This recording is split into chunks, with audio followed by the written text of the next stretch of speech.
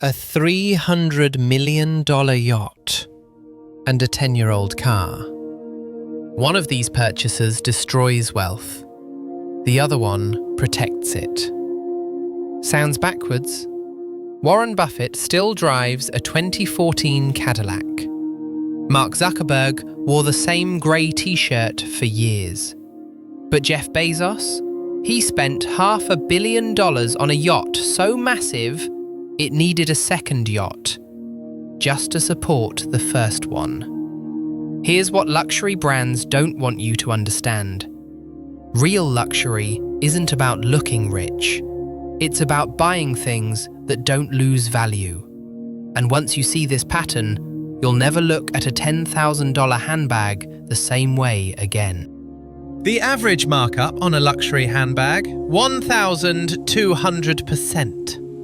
That Louis Vuitton bag retailing for $3,000, material and production cost around $250. But here's where it gets interesting. Luxury cars, 40 to 60% markup. High-end watches, 300 to 800%. Designer clothing, 1,000 to 2,000%.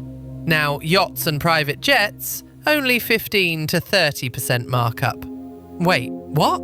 The billionaires are overpaying for the things with the lowest markups and avoiding the things with the highest markups. This makes zero sense until you understand what they actually know. Picture this. It's 2007, Monaco Harbour. Two billionaires are having drinks on a 200-foot yacht. One just bought a $250,000 Ferrari. The other is planning to buy his third yacht. The Ferrari owner is excited. Instant classic, he says. This will hold its value. The yacht owner just smiles. He knows something his friend is about to learn the hard way. 3 years later, that Ferrari is worth $180,000, a 28% loss. But the yacht? It's actually appreciated by 12% because the billionaire made one crucial decision his friend didn't understand. Let me explain the game billionaires play with luxury assets. When a new luxury car rolls off the lot, it loses 20% of its value immediately. Within 5 years, most luxury vehicles lose 60 to 70% of their value. That $300,000 Rolls-Royce? Worth $90,000 in 5 years. But a custom super yacht? Here's the secret. It was never about the yacht itself. In 2018, Russian billionaire Roman Abramovich sold his yacht Luna for $460 million. He bought it for $400 million in 2010. That's a $60 million profit on a yacht. How is this possible? Because billionaires aren't buying yachts. They're buying appreciating real estate that floats. They're buying mobile tax havens. They're buying business meeting spaces that are 100% tax deductible. Let me paint you the real picture. That $500 million Bezos yacht? It's registered as a business asset. Every meeting held on board? Tax deductible. Every maintenance cost? Written off. The crew salaries? Business expenses. But there's something even stranger happening with luxury cars that makes this whole paradox make perfect sense. Here's what the luxury car industry doesn't want you to know. In 2022, Porsche made a 17% profit margin on every car sold. Hermes, 38%. LVMH, 42%. Luxury fashion brands make double the profit margins of luxury car manufacturers. Why? Because cars have engineering costs, real research and development, actual innovation. A handbag?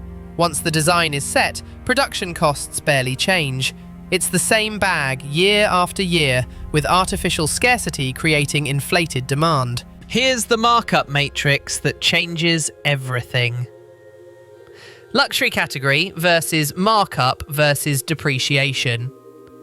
Super yachts, 20% markup, 2 to 5% annual depreciation, if custom.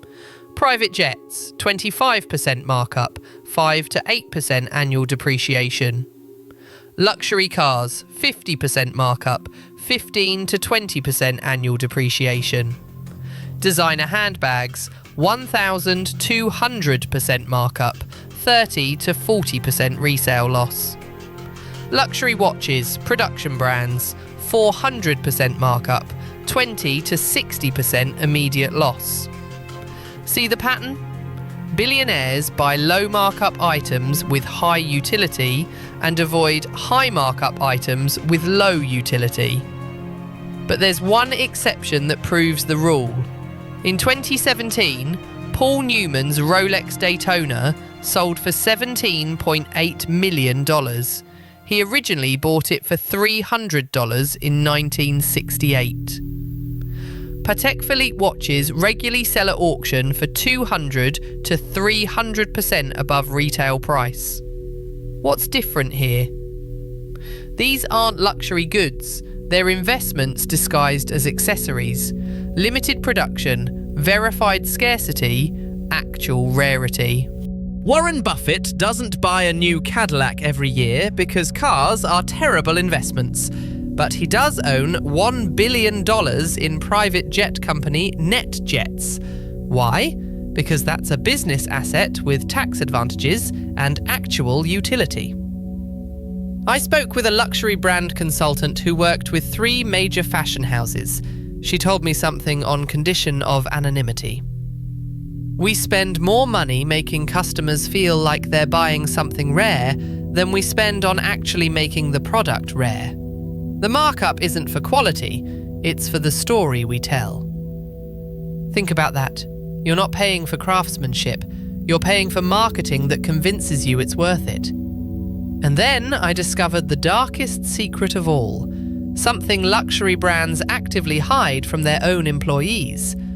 In 2021, a whistleblower from a major Italian luxury brand revealed internal documents showing that bags retailing for $5,000 cost $180 to produce in the same Chinese factories making $50 bags for mass-market brands. The only difference? The logo.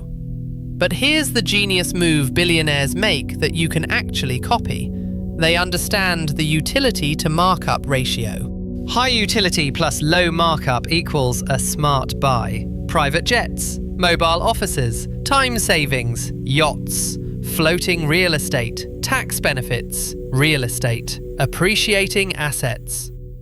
Low utility plus high markup equals avoid. Luxury cars, depreciating rapidly, designer fashion, pure consumption, trendy accessories, value tied to hype.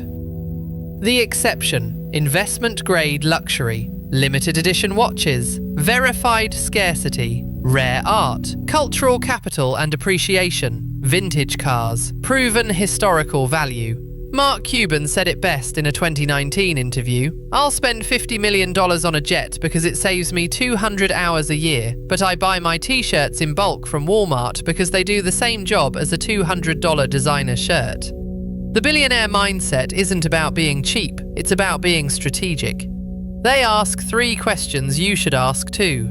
Does this appreciate or depreciate? Does this generate business value or tax benefits? Is the markup justified by actual scarcity or just marketing? So when you see Jeff Bezos on his $500 million yacht, understand he's not being extravagant, he's being smart. That yacht is a mobile headquarters, a tax-advantaged asset, and potentially appreciating real estate. But when you see someone driving a $200,000 Lamborghini off the lot, they just lost $40,000 the moment they turned the key. That's not luxury, that's financial illiteracy wrapped in Italian leather. The luxury industry has spent billions convincing you that their markup equals value, that price equals quality, that exclusivity justifies anything. But billionaires know the truth. The best luxury purchase is the one that makes you money, not the one that makes you look rich. Warren Buffett drives a 10-year-old car not because he's cheap, but because he's smart enough to know the difference between status symbols and strategic assets. Now you do too. If this changed how you see luxury, hit subscribe, because next week I'm exposing how luxury hotels mark up rooms by 3,000% and why billionaires never pay full price. See you then.